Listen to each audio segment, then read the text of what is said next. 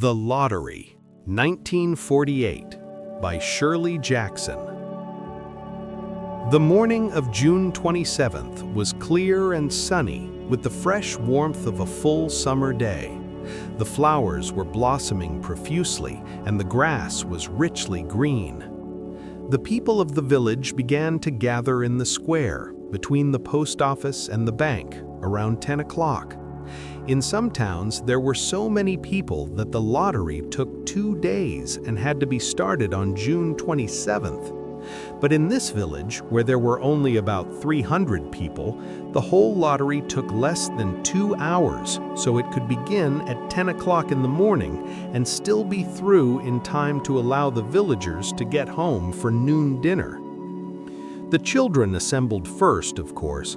School was recently over for the summer, and the feeling of liberty sat uneasily on most of them. They tended to gather together quietly for a while before they broke into boisterous play, and their talk was still of the classroom and the teacher, of books and reprimands. Bobby Martin had already stuffed his pockets full of stones, and the other boys soon followed his example, selecting the smoothest and roundest stones. Bobby and Harry Jones and Dickie Delacroix, the villagers pronounced this name Delacroix, eventually made a great pile of stones in one corner of the square and guarded it against the raids of the other boys. The girls stood aside, talking among themselves, looking over their shoulders at boys rolled in the dust or clung to the hands of their older brothers or sisters. Soon the men began to gather, surveying their own children, speaking of planting and rain, tractors and taxes. They stood together, away from the pile of stones in the corner, and their jokes were quiet, and they smiled rather than laughed. The women, wearing faded house dresses and sweaters, came shortly after their menfolk. They greeted one another and exchanged bits of gossip as they went to join their husbands. Soon the women, standing by their husbands, began to call to their children, and the children came reluctantly, having to be called 4 or 5 times. Bobby Martin ducked under his mother's grasping hand and ran, laughing, back to the pile of stones. His father spoke up sharply, and Bobby came quickly and took his place between his father and his oldest brother. The lottery was conducted, as were the square dances, the teen club, the Halloween program, by Mr. Summers, who had time and energy to devote to civic activities. He was a round-faced, jovial man, and he ran the coal business, and people were sorry for him because he had no children and his wife was a scold. When he arrived in the square carrying the black wooden box, there was a murmur of conversation among the villagers, and he waved and called, "Little late today, folks." The postmaster, Mr. Graves, followed him, carrying a 3-legged stool, and the stool was put in the center of the square, and Mr. Summers set the black box down on it. The villagers kept their distance, leaving a space between themselves and the stool, and when Mr. Summers said, "Some of you fellows want to give me a hand?" there was a hesitation before 2 men, Mr. Martin and his oldest son, Baxter, came forward to hold the box steady on the stool, while Mr. Summers stirred up the papers inside it. The original paraphernalia for the lottery had been lost long ago, and the black box now resting on the stool had been put into use even before Old Man Warner, the oldest man in town, was born. Mr. Summers spoke frequently to the villagers about making a new box, but no one liked to upset even as much tradition as was represented by the black box. There was a story that the present box had been made with some pieces of the box that had preceded it, the one that had been constructed when the first people settled down to make a village here. Every year after the lottery, Mr. Summers began talking again about a new box, but every year the subject was allowed to fade off without anything's being done. The black box grew shabbier each year, By now it was no longer completely black, but splintered badly along one side to show the original wood color, and in some places faded or stained. Mr. Martin and his oldest son, Baxter, held the black box securely on the stool until Mr. Summers had stirred the papers thoroughly with his hand. Because so much of the ritual had been forgotten or discarded, Mr. Summers had been successful in having slips of paper substituted for the chips of wood that had been used for generations. Chips of wood, Mr. Summers had argued, had been all very well when the village was tiny, but now that the population was more than 300 and likely to keep on growing, it was necessary to use something that would fit more easily into the black box. The night before the lottery, Mr. Summers and Mr. Graves made up the slips of paper and put them in the box, and it was then taken to the safe of Mr. Summers' coal company and locked up until Mr. Summers was ready to take it to the square next morning. The rest of the year, the box was put away, sometimes one place, sometimes another. It had spent 1 year in Mr. Graves' barn and another year underfoot in the post office, and sometimes it was set on a shelf in the Martin grocery and left there. There was a great deal of fussing to be done before Mr. Summers declared the lottery open. There were the lists to make up of heads of families, heads of households in each family, members of each household in each family. There was the proper swearing in of Mr. Summers by the postmaster as the official of the lottery. At one time, some people remembered, there had been a recital of some sort performed by the official of the lottery, a perfunctory, tuneless chant that had been rattled off duly each year. Some people believed that the official of the lottery used to stand just so when he said or sang it. Others believed that he was supposed to walk among the people, but years and years ago, this part of the ritual had been allowed to lapse. There had been, also, a ritual salute, which the official of the lottery had had to use in addressing each person who came up to draw from the box, but this also had changed with time, until now it was felt necessary only for the official to speak to each person approaching. Mr. Summers was very good at all this. In his clean white shirt and blue jeans, with one hand resting carelessly on the black box, he seemed very proper and important as he talked interminably to Mr. Graves and the Martins. Just as Mr. Summers finally left off talking and turned to the assembled villagers, Mrs. Hutchinson came hurriedly along the path to the square, her sweater thrown over her shoulders, and slid into place in the back of the crowd. "Clean forgot what day it was," she said to Mrs. Delacroix, who stood next to her, and they both laughed softly. "Thought my old man was out back stacking wood," Mrs. Hutchinson went on, "and then I looked out the window and the kids was gone, and then I remembered it was the 27th and came a-running." She dried her hands on her apron, and Mrs. Delacroix said, "You're in time, though. They're still talking away up there." Mrs. Hutchinson craned her neck to see through the crowd and found her husband and children standing near the front. She tapped Mrs. Delacroix on the arm as a farewell and began to make her way through the crowd. The people separated good-humoredly to let her through. 2 or 3 people said, in voices just loud enough to be heard across the crowd, "Here comes your Mrs. Hutchinson," and "Bill, she made it after all." Mrs. Hutchinson reached her husband, and Mr. Summers, who had been waiting, said cheerfully, "Thought we were going to have to get on without you, Tessie." Mrs. Hutchinson said, grinning, "Wouldn't have me leave my dishes in the sink now, would you, Joe?" And soft laughter ran through the crowd as the people stirred back into position after Mrs. Hutchinson's arrival. "Well now," Mr. Summers said soberly, "guess we better get started. Get this over with so's we can go back to work. Anybody ain't here?" "Dunbar," several people said. "Dunbar, Dunbar." Mr. Summers consulted his list. "Clyde Dunbar," he said. "That's right. He's broke his leg, hasn't he? Who's drawing for him?" "Me, I guess," a woman said, and Mr. Summers turned to look at her. "Wife draws for her husband," Mr. Summers said. "Don't you have a grown boy to do it for you, Janie?" Although Mr. Summers and everyone else in the village knew the answer perfectly well, it was the business of the official of the lottery to ask such questions formally. Mr. Summers waited with an expression of polite interest while Mrs. Dunbar answered. "Horace is not but 16 yet," Mrs. Dunbar said regretfully. "Guess I gotta fill in for the old man this year." "Right," Mr. Summers said. He made a note on the list he was holding. Then he asked, "Watson boy drawing this year?" A tall boy in the crowd raised his hand. "Here," he said. "I'm drawing for my mother and me." He blinked his eyes nervously and ducked his head as several voices in the crowd said things like, "Good fellow, Lack," and "Glad to see your mother's got a man to do it." "Well," Mr. Summers said, "guess that's everyone. Old man Warner make it?" "Here," a voice said, and Mr. Summers nodded. A sudden hush fell on the crowd as Mr. Summers cleared his throat and looked at the list. "All ready?" he called.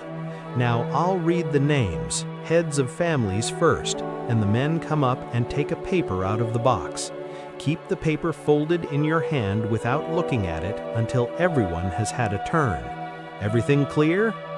The people had done it so many times that they only half listened to the directions. Most of them were quiet, wetting their lips, not looking around. Then Mr. Summers raised one hand high and said, "Adams." A man disengaged himself from the crowd and came forward. "Hi, Steve," Mr. Summers said, and Mr. Adams said, "Hi, Joe." They grinned at one another humorlessly and nervously. Then Mr. Adams reached into the black box and took out a folded paper. He held it firmly by one corner as he turned and went hastily back to his place in the crowd, where he stood a little apart from his family, not looking down at his hand. "Allen," Mr. Summers said. "Anderson. Bentham." "Seems like there's no time at all between lotteries anymore," Mrs. Delacroix said to Mrs. Graves in the back row. "Seems like we got through with the last one only last week." "Time sure goes fast," Mrs. Graves said. "Clark, Delacroix. There goes my old man," Mrs. Delacroix said. She held her breath while her husband went forward. "Dunbar," Mr. Summers said, and Mrs. Dunbar went steadily to the box while one of the women said, "Go on, Janie," and another said, "There she goes." "We're next," Mrs. Graves said. She watched while Mr. Graves came around from the side of the box, greeted Mr. Summers gravely, and selected a slip of paper from the box. By now, all through the crowd there were men holding the small folded papers in their large hand, turning them over and over nervously. Mrs. Dunbar and her two sons stood together, Mrs. Dunbar holding the slip of paper. "Harbert. Hutchinson. Get up there, Bill," Mrs. Hutchinson said, and the people near her laughed. "Jones. They do say," Mr. Adams said to Old Man Warner, who stood next to him, "that over in the North Village they're talking of giving up the lottery." Old Man Warner snorted. "Pack of crazy fools," he said. "Listening to the young folks, nothing's good enough for them. Next thing you know, they'll be wanting to go back to living in caves, nobody work anymore, live hat-way for a while. Used to be a saying about lottery in June, corn be heavy soon. First thing you know, we'd all be eating stewed chickweed and acorns. There's always been a lottery," he added petulantly. "Bad enough to see young Joe Summers up there joking with everybody." "Some places have already quit lotteries," Mrs. Adams said. "Nothing but trouble in that," Old Man Warner said stoutly. "Pack of young fools." "Martin," and Bobby Martin watched his father go forward. "Overdyke. Percy." "I wish they'd hurry," Mrs. Dunbar said to her older son. "I wish they'd hurry." "They're almost through," her son said. "You get ready to run tell Dad." Mr. Summers called his own name and then stepped forward precisely and selected a slip from the box. Then he called, "Warner." "77th year I've been in the lottery," Old Man Warner said as he went through the crowd. "77th time." "Watson." The tall boy came awkwardly through the crowd. Someone said, "Don't be nervous, Jack," and Mr. Summers said, "Take your time, son." "Zanini." After that, there was a long pause, a breathless pause, until Mr. Summers, holding his slip of paper in the air, said, "All right, fellows." For a minute, no one moved, and then all the slips of paper were opened. Suddenly, all the women began to speak at once, saying, "Who is it? Who's got it? Is it the Dunbars? Is it the Watsons?" Then the voices began to say, "It's Hutchinson! It's Bill! Bill Hutchinson's got it!" "Go tell your father," Mrs. Dunbar said to her older son. People began to look around to see the Hutchinsons. Bill Hutchinson was standing quiet, staring down at the paper in his hand. Suddenly, Tessie Hutchinson shouted to Mr. Summers, "You didn't give him time enough to choose any paper he wanted. I saw you. It wasn't fair." "Be a good sport, Tessie," Mrs. Delacroix called, and Mrs. Graves said, "All of us took the same chance." "Shut up, Tessie," Bill Hutchinson said. "Well, everyone," Mr. Summers said, "that was done pretty fast, and now we've got to be hurrying a little more to get done in time." He consulted his next list. "Bill," he said, "you draw for the Hutchinson family. You got any other households in the Hutchinsons?" "There's Don and Eva," Mrs. Hutchinson yelled. "Make them take their chance." "Daughters draw with their husbands' families, Tessie," Mr. Summers said gently. "You know that as well as anyone else." "It wasn't fair," Tessie said.